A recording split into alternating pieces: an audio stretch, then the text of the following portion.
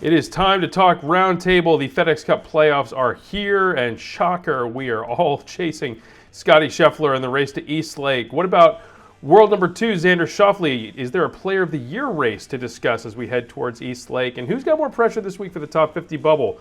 Jordan Spieth or defending FedEx Cup champ Viktor Hovland? Joining me to chat all that and more, two fine gentlemen who managed to find their way to Memphis, Tennessee this week. Ben Everill and BetMGM's Jason Sobel. Sobes, how are things on the ground? Hopefully a little less hot than last year. Yeah, last year was very hot. I saw this guy almost go down when we were out there on the golf course. I had my phone ready to get some video of it. Not as quite as hot as it was last year, but it's good to be back here. It's good to be. I can reach out and touch Benny. It's still a little too hot to touch me, a little sweaty, but no, we're so happy to be back here. Happy to get things going, and I can't wait for the playoffs to get started. Yeah, last week was a little bit of a tragic week for me in terms of the heat out there. I struggled a little bit, but we managed to get through the whole week, and it was a hot start to the playoffs with Lucas Glover. He's not even here this week, not even here this year. We've got plenty to talk about here as things do absolutely heat up in Memphis. I speak on behalf of the PGA Tour HR department, Ben, that I hope you don't actually pass out on the job this week. We'll see how things go, but kind of a two-pronged attack this week, right? We've got 70 men in the field for the tournament at TPC Southwind. There's odds galore on who's going to win the tournament, but we also have odds on who's going to win the entire FedEx Cup 3 weeks from now or 2 weeks from now in East Lake. Scottie Scheffler is minus 110 to take it down. There's so much volatility now with the FedEx Cup starting strokes format. He's not going to have any more than a two-shot lead, but I think, guys, this speaks to the dominance we've seen out of Scheffler with 7 wins if you count the gold medal in his last start in Paris. Looking at this board here, Ben, we've got a clear top 4 tier if you include Colin Morikawa. Where does your eye go, and really how do you feel like you assess Scottie as a more than odds-on favorite to win the whole thing? It's mind-boggling that he's sitting there at minus 110 to win this whole thing. I mean, I know, as you said, doesn't matter what he's done or what he does, he's at best and most likely going to be 10 under to start the Tour Championship. And we've got a guy right behind him. I actually like there, Xander Schauffele at plus 400 because he's an East Lake specialist. So he's the one guy who could theoretically chase down Scottie Scheffler at East Lake. And look, those two are probably going to be the top 2 going in, barring someone getting super hot over the next 2 weeks. So yeah, my eye goes straight to those two. I don't know about you, Sobes. Can you see anyone else?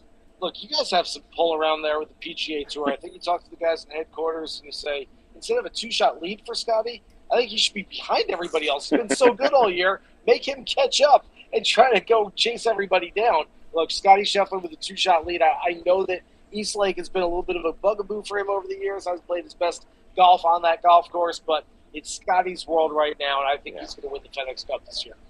Would this be kind of like when you have an Olympic swimmer that spots everyone, 50 meters in the pool and then goes and chases them down over 4 rounds at East Lake? We'll see. I think it's funny. We were talking off air before we started here. You got to look at the numbers, right? You get so many more points now for a win in the playoffs. You get 2,000 points. It's 4 times more than a regular tour event. But it's still hard to envision a situation where Scottie's going to be any worse than second entering the Tour Championship. That's how big of a lead he has built up over Xander Schauffele and the rest of the crew. So, he can almost take these next 2 weeks off, kind of pull a Vijay Singh from back in the day for those old enough to remember, and just skip one. He's not going to. He's going to play this week and next, but he still would be no worse than second in most scenarios. So he's going to be in the mix, whether he's starting East Lake at 10 under or 8 under, and then it's going to be a question of who's going to be up ahead of him. And Ben, as you mentioned, Xander Schauffele probably has a better record and a better resume at East Lake than Scottie does, maybe one of the few areas where Scheffler's trailing anyone in anything this year. It's interesting to think. I just was thinking about it, as you said, and you made the joke about starting behind. What would we say if he was 10 shots behind? He was going in 10 shots behind. Do we think he could still win it? I wouldn't write him off. I wouldn't write Scheffler. Yes, I wouldn't write Scheffler off from 10 behind. Honestly, he could have been the first guy that would win it from that far back. But look, you've mentioned this week, I am of the belief that the Scheffler-Schauffele combination maybe should come off your radar for this week in Memphis because of this exact reason. I do think with the heat out there, still going to hit 95, almost get to triple digits, plus you've got the swampland feel to it that makes it stickier and heavier. What reason do they have to go foot to the floor? They don't really have to. So when you're only getting 350 for Scheffler, or what is it, about 6 to 8 to 1 for Schauffele, I think that's dangerous this week. I think that's an issue where that's why Glover won last year. He had something to play for, right? I think it's a great barometer of what these events mean to these players, because you're right. If the main goal is to win the FedEx Cup. Well, there's no point in getting out to a hot start when you're already essentially going to be at the top or near the top come 2 weeks from now at East Lake anyway. That said, look, there's a lot of pride on the line. There's Player of the Year on the line. These guys are knocking off golf tournaments like it's no big deal, especially what Scottie Scheffler has done with 7 wins, including the Olympic gold medal so far this year. And if Scottie just says, hey, look, you know what? It's a really, really good year. I want to try to make this an even more historic year by going out there and winning maybe all 3 FedEx Cup playoff events. Then there's no reason he shouldn't step on the gas pedal. But I kind of think I tend to agree with you, Ben, that the real carrot at the end of the stick is being dangled for East Lake in 2 weeks. There's no point in getting out to essentially, I mean, if we're going to compare this to other sports, it's like a NASCAR race. You don't got to lead on lap 1. You just got to lead on the last lap, and they understand that. He did say earlier, Viktor Hovland was in here earlier, just not long ago, and we sort of put it to him because he's been obviously where he is this year struggling, but also been near the top last year. He said there's the win. The win is out there. These guys want to win. And the fact remains too, though, Scheffler's B game is probably still good enough to win here, right? Like even if he is taking the foot off the gas, he can still win. So I'm not saying he can't win, I'm not saying he won't, but I'm saying there's a chance that if he doesn't start relatively hot, that I don't see him like throwing his foot down, trying to catch up in the following 3 rounds. We got plenty of time to get into picks for the tournament winner this week at Memphis. No surprise to see Scottie, Xander, Rory McIlroy as your top 3 on the odds board at BetMGM. But I want to talk a little bit of bubble because that's going to come into focus this week as we go from 70 to 50. And over the course of this year, guys, we saw the power of the signature events. If you get into the top 50 at the BMW, you're in all the signature events next year. You get some of those free points, a lot of no-cut starts. You look at this list here of the eligible players that made the BMW last year. Only 7 guys failed to make it back to the playoffs and make the top 70 this year. So 42, 43 out of the top 50 are back here this year. That shows the power of getting into these events. We've got 2 marquee players on the outside looking in. I want to gauge your thoughts on who's got maybe more pressure this week trying to get into the top 50. First off is Jordan Spieth, who talked last week at the Wyndham about the injury concerns. It seems like he's all but resigned to having some sort of surgery on his ailing left wrist during the offseason. Really hasn't done a ton since before the Masters. And then we've got Viktor Hovland. Oh, by the way, the defending FedEx Cup champ, the defending BMW champ next week at Castle Pines. Ben, you mentioned Lucas Glover is not in town this week in Memphis. Viktor Hovland might not have a plane ticket to Denver next week if he doesn't get it figured out this week and get inside the top 50. As we look to next year, Hovland's world ranking is going to protect him a little bit more than Spieth's in terms of getting eligible for the signature events. But who's got more of a spotlight on them for you guys this week? I'll start with Sobel. All right, well, first of all, I think it's a great question. I'm going to steal this one and have it on my SiriusXM PGA Tour radio show later because I love the topic. I don't think there's a wrong answer here, but I do think there's a little more pressure on Hovland. I think Spieth, as you mentioned, he's got that wrist injury. It looks like he's going to have some sort of procedure after the season is over. It's almost a little bit of a built-in excuse, or if not an excuse, at least an explanation for why he hasn't played better. Viktor Hovland, I don't know what that explanation would be other than just there's a lot of different variables in his game. Looked like it was coming back to him earlier this summer when he was playing well at the PGA Championship, of course. And I remember talking to him there. He said, look, I was so lost that I almost considered skipping this one. He wound up finishing in 3rd place. But I don't know where his game is. He hasn't really found that and regained what he was doing at Valhalla. So I think for Viktor Hovland, this has been a little bit of a lost year, the reigning FedEx Cup champion. And like you said, he's got to do some work, some serious work this week to get back just to the BMW Championship, let alone get to East Lake. I'm going to put more pressure on Jordan Spieth. I'm going to throw it on him because, as we mentioned, like he's likely going to have some sort of surgery at the end of this season. He's going to miss the top 50. If he does that, then he's not in the signature events. Now, look, he will get the odd sponsor invite. He'll get a chance to play in a few, no doubt. But coming off their injury, that could be a real problem for him. If he doesn't perform in, say, the first 1 or 2 that he gets, and he looks a shadow of himself, are we really going to keep giving him those spots, or is someone going to be more deserving, right? So I think there's a lot of pressure on Spieth to get going. Obviously, he still wants to try to make the President's Cup team too, but that seems like a massive long shot. Massive long shot. He probably should just get the surgery and be done. So I'm going to put it on him because, I think Hovland, look, he wants to do well, but he was in here not long ago. He looked resigned to. He actually said, don't really care what the result is this week, as long as I stay on the path to getting better, which he feels he is on, feels he is ready to sort of move forward. But he said the result didn't really matter to him that much. I'd also like to echo what Will just said a minute ago, too, because I think we talked so much about points going into the Wyndham Championship. And the Wyndham was great last week, but no one changed spots. It was the top 70 going in were the same as the top 70 coming out of that one. No one lost their jobs. We've still got the fall schedule coming up in a few months. So the points weren't necessarily that volatile last week. This week, as you said, top 50 is massive. And I think a lot of the fans out there who aren't following on a day-to-day, week-to-week basis quite understand exactly how big this is. You can point to so many different domino effects over the years where a guy finishes top 50, gets into the signature events, top 30, of course, gets you into 3, if not all 4 of the major championships for next year, and that can do a lot of good things and keep you moving forward. So for some of these younger players, whether it's a Max Gracerman, who almost won this past weekend, who's 47th right now, or a Ben Griffin, who's, I think, 56. Eric Cole is right there. It's massive for these guys as well, because if you get into that top 50, your year is set next year. You get to pick and choose when and where you want to play, and there's a lot of no-cut events. Free points, free money. That's a good thing. I think Mackenzie Hughes was another guy last year who was inside coming into this week and fell out and missed out. Now, he's on the bubble for 50 this year. He's also on the bubble outside looking in, I think, for the President's Cup International team in his hometown, Canada.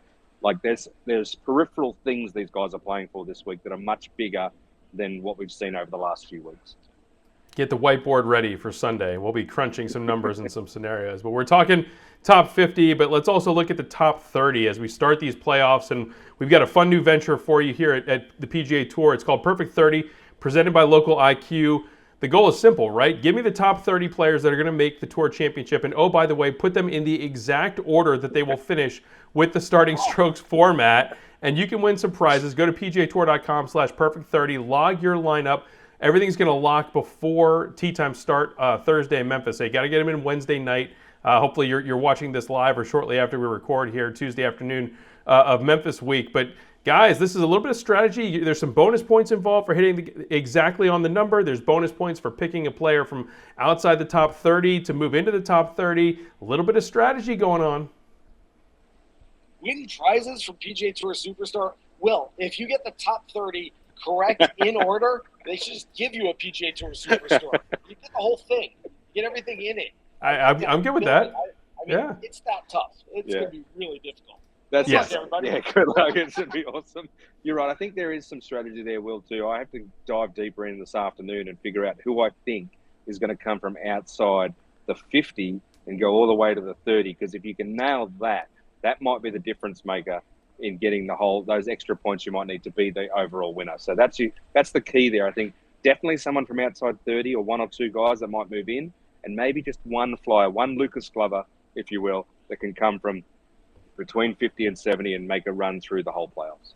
A fun new venture. Make sure you get your picks in, and you never know. Maybe you're going to leave with a PGA Tour Superstore. We'll see. But let's get it down to business here. We're talking the FedEx St. Jude Championship. We're talking best bets.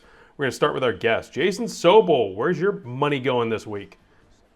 So my best bet, and I love in general for these shorter fields looking at top 20 bets. I get it. There's not going to be big plus money on there, but you get plus money. I'm looking at Sam Burns right now, who over his last half dozen events, all the numbers across the board, strokes gained off the tee, approach shots around the green, and putting all look really good. He's back on Bermuda greens, which he loves. Plus 140. You only have to finish the top 29% of the field when there's only 70 players playing. I love Burns for a top 20, and quite frankly, I could give you 6 or 8 other names that I like this week as well, just because I love the top 20 plays. The idea of a top 20 wager when, Ben, there are only 70 guys in the field. 100%. I love it. I don't love Sam Burns. He's burnt me a few times this year. But, look, I think that you're on top of him because I know you're right about the big thing there is the Bermuda. Yes. Right, the big thing for Burnsy is the Bermuda. Bermuda Burns. Well. Yes, if Bermuda Burns putts well, he can do this. And you're right, look for plus money, top 20 options. Someone's going to do it. It's going to be probably 3 or 4 guys. But they're going to do it from plus money in the top 20 this week. Ben, what do you have? I'm going to bet outside the box in my best bet. I'm going to go to top rest of the world, thinking already about the international team for the President's Cup. As you guys know, I'm already on on board there. And I think the favourite in this market is still getting some good odds at 550 there, Hideki Matsuyama, for the best rest of the world player or international team eligible player. He's a ball striker, as we know. He's started to show a few more, a bit better form. He was great at the Olympics. He got the bronze medal there, as we know. And this course has always been about tee to green. No matter which iteration of the event that's played here at TPC Southwind, it's tee to green. And I think that Hideki can, push towards the top 10, to be honest. And he only has to beat, I think it's about 8 guys in the top rest of the world here for plus 550. So I like Hideki Matsuyama in a ball striking test. I'm going to tease later in the show. I have a winner for this tournament that might conflict with your choice here for Hideki, top rest of the world. No. But I'm going to turn things stateside here, and I'm going to go with a guy that has won at TPC Southwind not that long ago, Justin Thomas. Remember this guy, right? Last year we were talking about him on the playoff bubble at the Wyndham. He was on the outside looking in. He's played better in spurts this year, but I really like him for that top 10 that you mentioned. So, again, with the math of having 70 players, no cut, eventually the best players are going to spike a 64 or 65, and that may be all you need to get into the top 10 here, where he's been a couple times before and winning it when there was a WGC event of a similar caliber, similar field size a couple years back. I do like the thing with Justin Thomas, in addition to how he fits with this course, is his recent success in signature events. He had a T5 at the Heritage, he had a T5 at the Travelers Championship, has not won since that PGA Championship at Southern Hills, so I don't like going to the well in the outright market, but I like his ability to maybe stay on the edge of it. Give me a T8 on Sunday after a closing 66, and I'll go cash my plus 275. Thank you very much. Long shots. Ben. Great record here in Memphis, by the way, for JT. Yeah, no, I didn't mean to cut you off by supporting my picks here, guys. By all means, let's keep it going. That's all right. I know. Yes. Well, I just look. JT also, he's got a chip on his shoulder, right? He must. He's got a chip on his shoulder. I've been missing out last year, so I don't mind that. You want me to go to my long shot? You want me to go with your long shot, Ben. Who do you got? Because come on, Aussie, come on down. No, that's Jason's long shot. Oh, that's mine, Adam Scott. Okay, there he is, Adam Scott. I think. Preview. Now look, I need him to finish one spot behind Hideki Matsuyama though, because obviously he is another international player. But I do think that Adam Scott is primed right now to make a little bit of a run. He's in the late 40s, if you will, in the FedEx Cup. He needs to actually keep his foot down this week, and I think that's important. Players that have something a little more to play for. We talked about the guys at the top not necessarily needing to have their foot down. Adam Scott does. He's found something over there in the UK. I think he can bring it here. Look, he's got 3 top 10s at this course, one of them going all the way back to 2007. He's been coming here that long. So I think Adam Scott is a sneaky chance at 55 to 1. I would put him across your place markets, to be honest. I don't know if he's going to win it, but he could easily be in the top 5, top 10, top 20. I've said this many times on my radio show, Hitting the Green, about Adam Scott over the last couple of years. I'm just so impressed. I would have thought Adam Scott would get into his 40s, just kind of fade into the sunlight, away from the limelight a little bit, just say, you know what, I'll play the majors, I'll come back for some other events, but I'm not grinding anymore.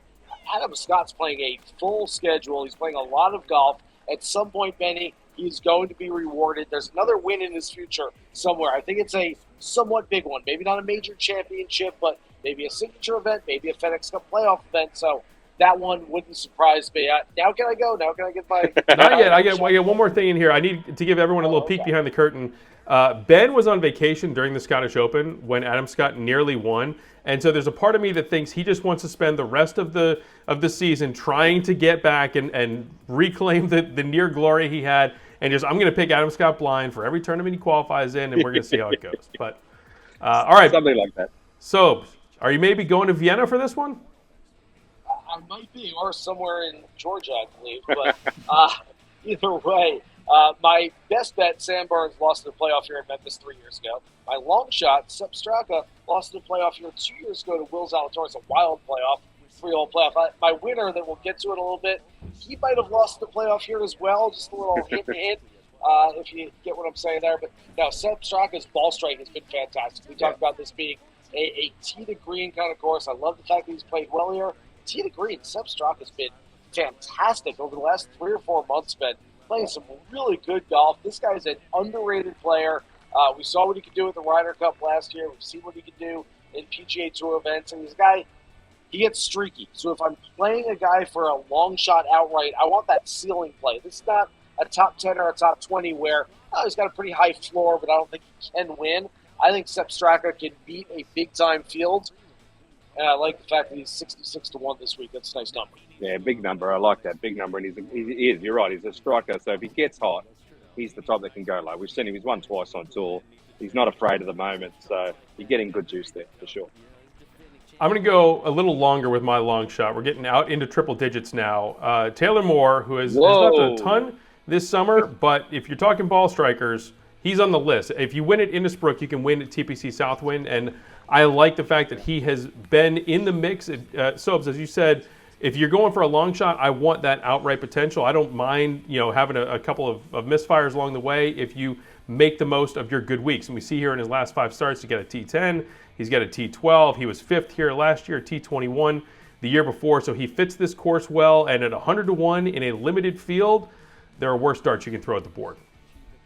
I think that's got to be one of your plus money top 20s, I'm assuming. I absolutely have Taylor Moore for a top 10 or top 20 if I bet MGM preview this week. One more name I'm going to throw at you guys. I know he's not playing his best golf. 0 top 20s in his last 7 starts, but we talk about win equity. We talk about a guy with a high ceiling. Max Homa is 80-1 this week. That's a massive number for Max Homa. What about I saw that. I will say it gave me a little bit of pause because this is not a place where he has played well in the best of times, let alone where he's coming in this week. But you can't fault the fact that, what were our prices on Max Homa 4 months ago? 80-1, it might have been a tenth of that. So you can't beat the price. Last year, Will. What's that? There you go. Yeah. Tied for 60 last year. On this golf All course. right. Listen, one of us is gonna be right. That's all I know. Let's talk winners, Sobes. I'm gonna throw the ball back to you. A guy that I think maybe came close last year. Yeah, so I might give it away a few minutes ago. But yeah, Sam Burns lost the playoff 3 years ago. Straka, I just mentioned, 2 years ago. Patrick Cantlay lost the playoff last year to Lucas Glover. Hit one in the water on the first extra hole. It really was anticlimactic. But we look at Cantlay's body of work throughout the year. He's playing some really good golf. He started heating up, and all of a sudden, a little lingering back injury. That's always worrisome when we talk about Patrick Cantlay because he's had so many back injuries in the past. So it sounds like he's over that. He's only played 1 time. That was the Open Championship over the last 6 weeks. I believe tied for 25th that one. Just sort of an okay, not great, not terrible type of performance. But I go back to what he did here last year. I go back to the ball striking. And, man, this time of year, I like playing guys who haven't hit their peak yet. There's certain players who are like, I got my win. I got what I needed. I'm good. Not that they're giving up. Not that they're not going to try. But I think there's a little motivation to play. The intangibles over the next few weeks are the guys that haven't won yet. So I look at a Cantlay or a Colin Morikawa or a Ludwig Oberg, all guys near the top of the board who haven't won yet this year. And I think, there's, first of all, a little motivation. Secondly, maybe the law of averages, which isn't a real thing when we talk analytics. But, hey, at some point you look at it and you say, these guys played really good golf. They've done everything but win a golf tournament. You would think that win might come. Granted, we're running out of time, but Patrick Cantlay is a guy who's played well enough to win this year. He's a playoff performer, too. He's a guy that's obviously gone through the playoffs and done this before, and he's won the FedEx Cup. So he is the type that could step up. He fits into what Hovland's mold was last year, right? Playing pretty decent, but not great, and then getting hot when it mattered and coming through the field that way. So he could be that guy. I'll be a little annoyed if he is because, I think I was on him all the way last year, and he bombed out on me. And then that was a tough loss for me, I think, a year ago, having picked him outright a year ago. So we'll see. But, look, I wouldn't be surprised. He hasn't played the best, as you said, this year, but he is starting to trend upwards. So there's something there. I do think from reading the Sobel trend line, should we just be betting on there to be a playoff this year? Is that the play? Yes. That might be the play. That might be the play. It's a special bet. All right, Ben, how many Aussies can we pick here? What do you got? I didn't go with the Aussie, but I did stay chalk, partly because, Chalky Benny's back. I'm going with Rory.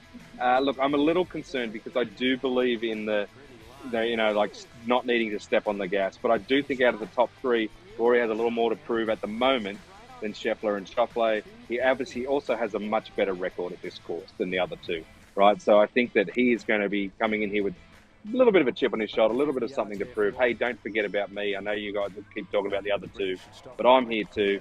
And look, I just think it's teed up to make. He wants to be part of the conversation, right? He doesn't want to be left out of this. The other 2 are the only 2 we need to worry about. Here I come, and back to tee to green. Tee to green, Scottie Scheffler is miles ahead on that stat, right? Miles ahead. But the guy who's second is Rory McIlroy. So I'm just going to lean on that stat. Peter Green with a little bit more motivation than Scheffler. I think Rory can get it done. Yeah, I'll throw this out there. This is a stat that I looked at a couple of months ago after Rory McIlroy sort of blew it at the U.S. Open, missed those 2 short putts. Back in 2019, one of the biggest tournaments of his career, the Open Championship, in his native Northern Ireland at Royal Portrush. Hit the first ball out of bounds, missed the cut. Came back a month later and won the FedEx Cup. Yeah. A couple years later, goes to St. Andrews. Looks like he woulda, coulda, shoulda. Doesn't win the Claret Jug that year. Cameron Smith passed him on the back 9. A month later, Rory McIlroy wins the FedEx Cup. This year, he had those struggles at the end of the U.S. Open. Another big heartbreak for him, but he's shown resiliency every time he's been in that situation. Love it. I like it. All right, we want to talk ball strikers. I'm going to do a little bit of a math exercise here with my guy. So last week, everyone and their brothers talking about Sung J M as the betting favorite at Wyndham in a 156-man field. The weather gets weird. He puts up like a T41. Now I get him in a 70-man field on a course that's just as good of a fit for him, and he's 33-1. Sign me up. He's been T6 or better each of the last 2 years here. He's been a top 10 machine all summer. The win is going to come soon. We can say that about 5 or 6 people in this field. But guys, I really think this is a great price on someone that you're going to sit there on Saturday or Sunday and be like, why did I leave him off my card on this sort of course? I'm going to be so frustrated when this comes off and you win this and go to the top of our experts picking league after being last all year. I am next to last right now, sir. Next to last. Our eminent producer, Chris Priest, is holding things up in the back. But this is actually an inspired pick. I know I said Hideki earlier, and I still think Hideki's going to have a good week. But you stated it exactly. People sleep on someone. He's favourite last week. We're all talking about him, and all of a sudden, and even Chris, as you just mentioned, what we said was he doesn't play well as the favourite. Something random when he's the favourite, he doesn't play well. He got that out of the way now, and now you're getting juicy odds. So yeah, it's going to be very frustrating because I had him in my column as a winner last week. He didn't do it. If he gets it up this week and you take over us, that's going to suck. Great course for Sanjay. It's funny, we keep talking about this being a great tee to green course, a great course for ball strikers. What I've found, and especially listening to you guys over the last 20 minutes or so, is that all the really good players are also very good tee to green. It's a strange coincidence. Shocker.